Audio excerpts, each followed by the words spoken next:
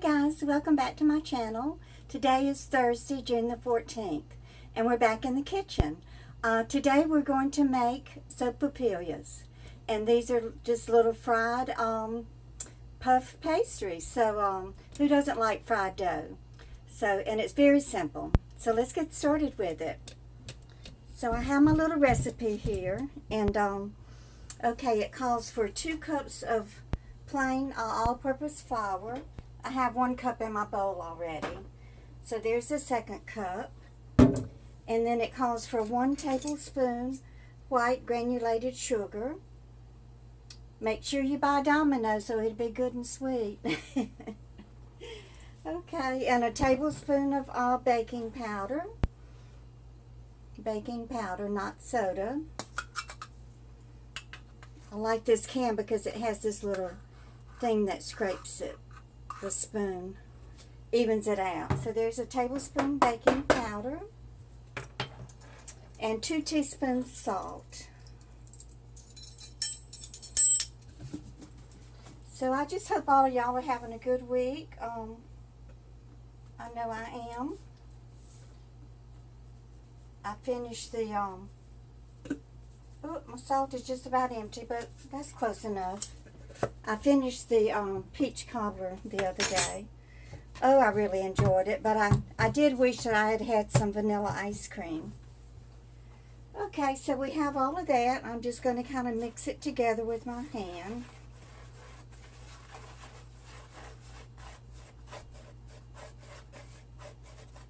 And then I'm going to add 1 tablespoon butter, just regular, hard butter right out of the refrigerator.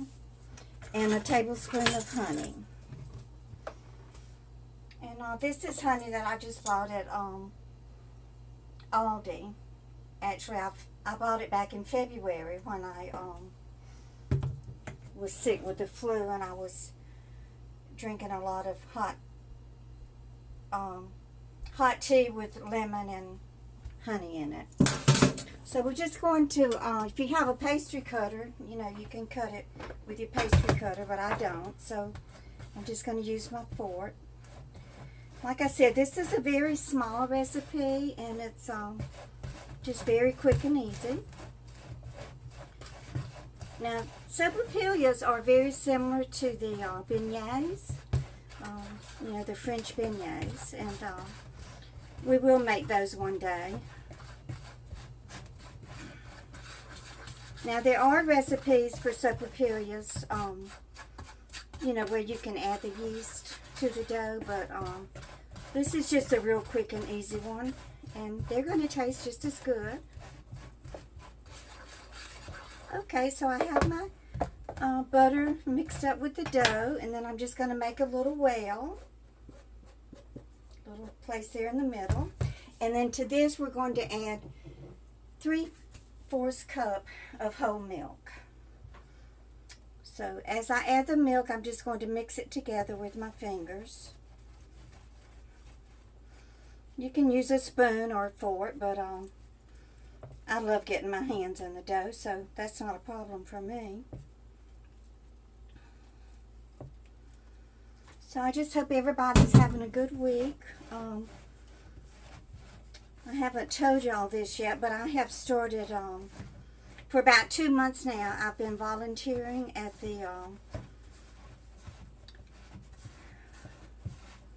local Meals on Wheels program here in Asbury Park.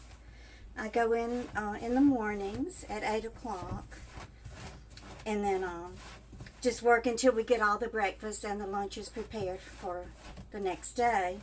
And it usually takes anywhere from 3 to 4 hours to do that. So that has been consuming a lot of my time, but I love doing it. It's it's a worthy cause for the hungry here in our town. Okay, so I'm going to add a little bit of flour to my fingertips so I can kind of make my dough. It's a little bit too sticky, so I just want to kind of make it round here, and then we're going to let it rest for a few minutes, and we'll go in the living room and talk. But anyway, when I was when John and I were living in New Orleans, we used to eat at this Mexican restaurant in Metairie, Louisiana. It was called Pancho's, and they first started, I think, in El Paso, Texas, in the 1950s, and then they, you know, franchised and spread out across the United States. But anyway, here's my dough, my little ball of dough. Let me smooth it a little bit. So I'm just going to let it rest for a few minutes while we go in the living room and talk. And I am going to put it in my oven because my oven is gas, and the pilot light in there should keep it kind of warm. So let's just put a towel over it. I'm not going to time it or anything. We're just going to let it rest probably 5 minutes or so. And then we'll come back in the kitchen and fry them. So let me get all this dough off my fingers.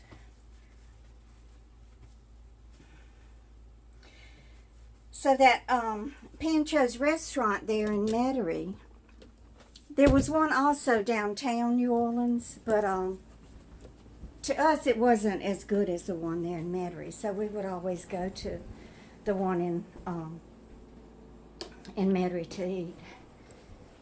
But it was an all-you-could-eat buffet.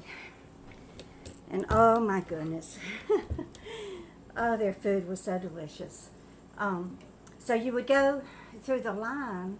I guess it wasn't really buffet. It was more cafeteria style.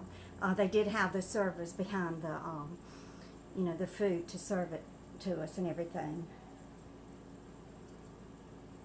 But you would go through and pick out your tacos and your tamales and enchiladas and quesadillas and fajitas, and then you would go and sit down at your table and eat.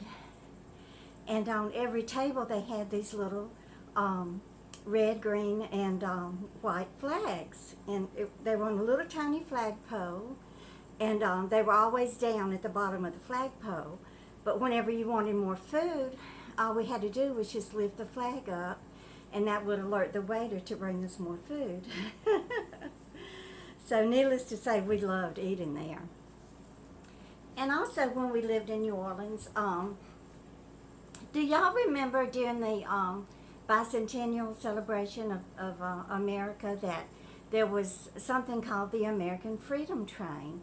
And it had traveled through all the 48 contiguous states, and it had stopped in several cities. I mean, probably 100 cities or more across the United States. And it did come into New Orleans, and the train carried a lot of Americana artifacts, and so, you know, we were able to go and to visit and walk through the train. And I do have a picture of the outside of it. This was on May the 3rd, 1976, and it was in New Orleans. And we went at night, so it's kind of dark there, but it says American Freedom Train. And you can't really see John, but that's John right there with Jason on his shoulders. But inside that train, they had George Washington's copy of the Declaration of Independence. They had Abraham Lincoln's stovepipe top hat. And they had Dorothy in The Wizard of Oz. They had her little blue and white checkered dress. And they had some moon rocks in there, and it was just filled with all types of memorabilia, and we really enjoyed it. But when we were in the train, Jason was 3.5 years old, and of course, you know, he was totally potty trained, and was never, you know, had not worn diapers in over a year. But I guess he had to use the bathroom, and of course, there was not a bathroom on the train, and he peed. Yep, Jason peed on the American Freedom Train, and a couple of the men that were working in there, they were dressed up like conductors. Whether or not they were the real conductor or not, I don't know, but that conductor was so mad at me. he had to get something and clean up that puddle of pee. So I was embarrassed to death. But anyway, let's see if I have some more pictures here. As I said, John and I were still living in East New Orleans at the time, but we wanted to get out of there because it was, it was not a very nice area.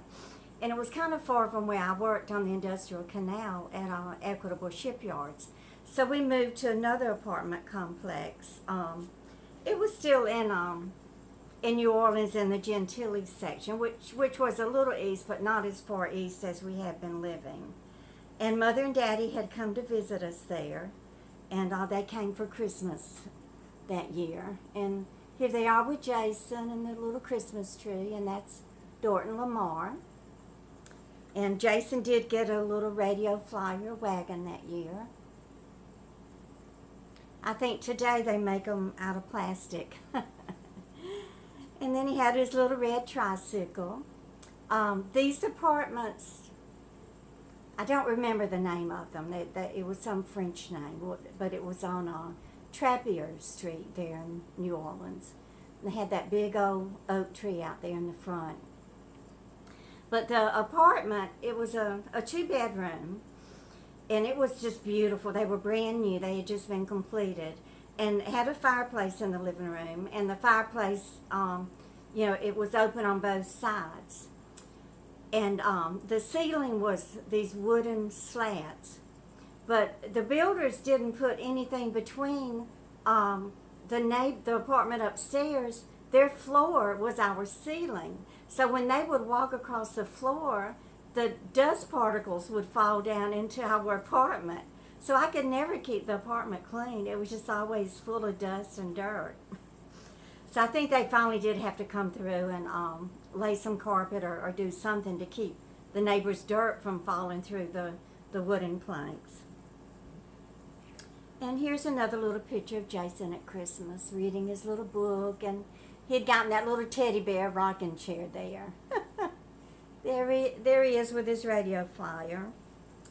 And then that summer we had taken Jason to Fontainebleau State Park there in New Orleans. And here's a picture of him and John and our little doggie that we had at that time.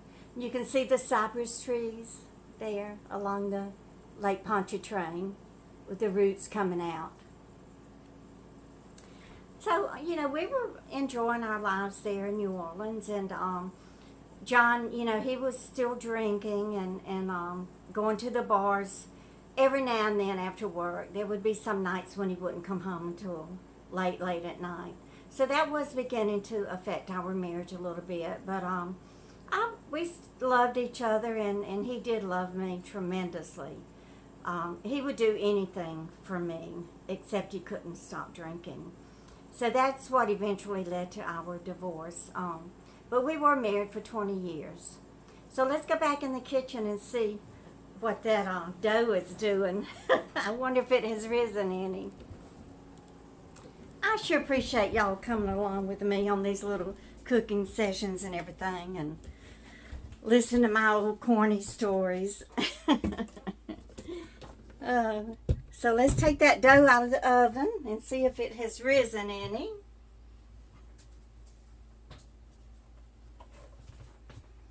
A little bit. Looks good to me.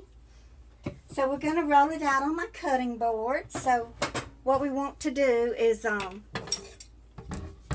sprinkle the cutting board with a little bit of flour so that it won't be sticky.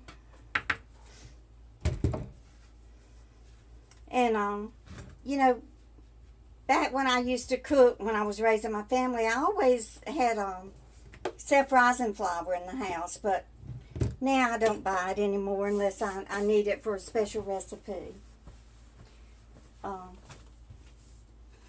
So I'm going to go ahead and get the oil heating.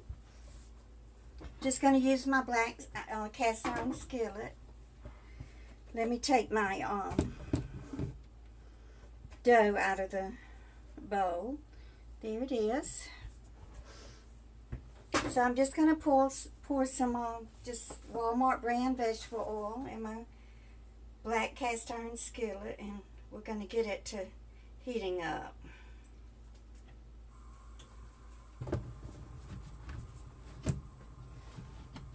You know, I think I better put it over here because I am going to be rolling that dough out.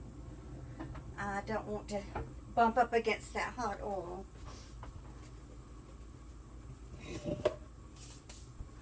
So, I don't have a rolling pin.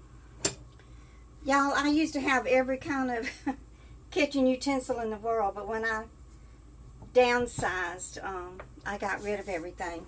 So let's see if I can just roll it out with this glass. I don't know if it's going to come out very good or not, but put a little flour on the glass, and let's see if I can tilt this down a little bit more so y'all can see it.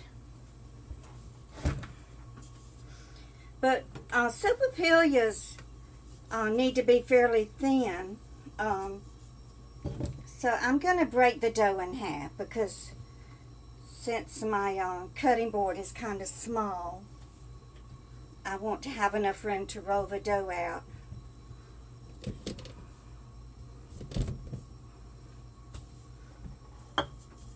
So,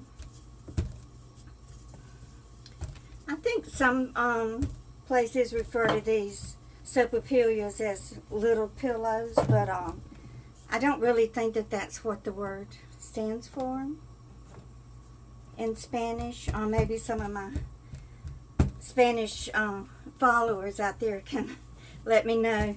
Ruthie D, what's the definition of Sopapilla? So I'm just going to roll them, like I said, pretty thin. Now, whenever we make our beignets, they're going to be a lot thicker. Okay, so what we want to do now, you can cut them in the shape of a triangle if you want to, but I usually just cut mine in a square. So this is what the dough looks like. Like I said, it's rolled out to be fairly thin. And then we're just going to cut them into a square. Little squares. So, I guess they're about 2 inches wide and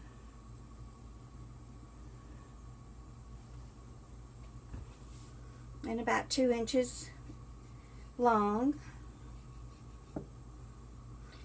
Now, whenever we put them in the oil, you got to make sure your oil is good and hot so that the Sopapillas will puff up. If the oil isn't good and hot, then they're just going to kind of, go to the bottom and get soggy.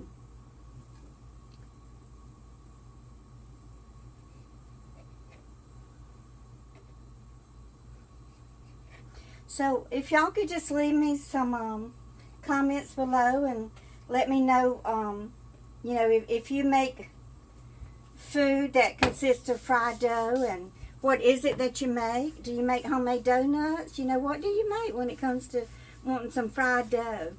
Just let me know.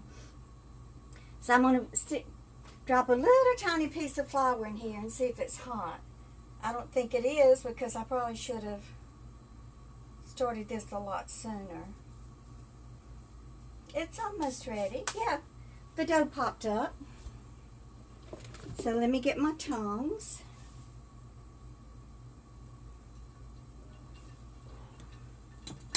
Now I do have a plate here with some paper towels on it because we're going to want to drain the So this is what they look like after I cut them. Like I said, they're about 2 by 2 little squares. Okay.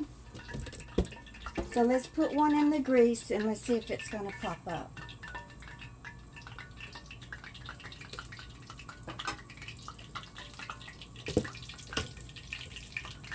Yeah, it's floating. I think we can get 3 in there.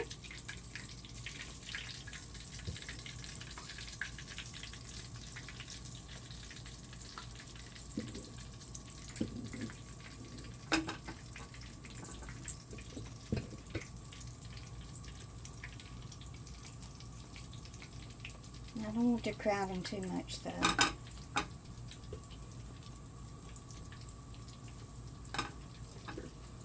really the beignet recipe is going to be very similar to this one, but I do believe that it calls for yeast. It's been a very long time since I've made beignets, so these are supposed to have little pockets in them. You know, just pop up a little bit, and then what we're going to do is pour some honey in those pockets, and then we will, you can eat them, you know, coated with honey or with confectioner's sugar, just however you prefer. So as soon as they start browning, we're going to flip them over, drain them on the paper towels, and then we'll be ready to eat. Okay.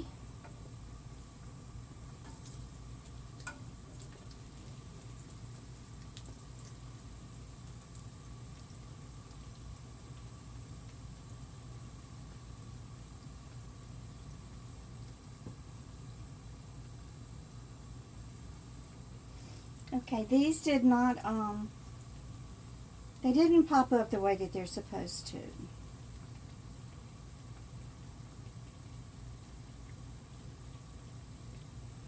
So I must have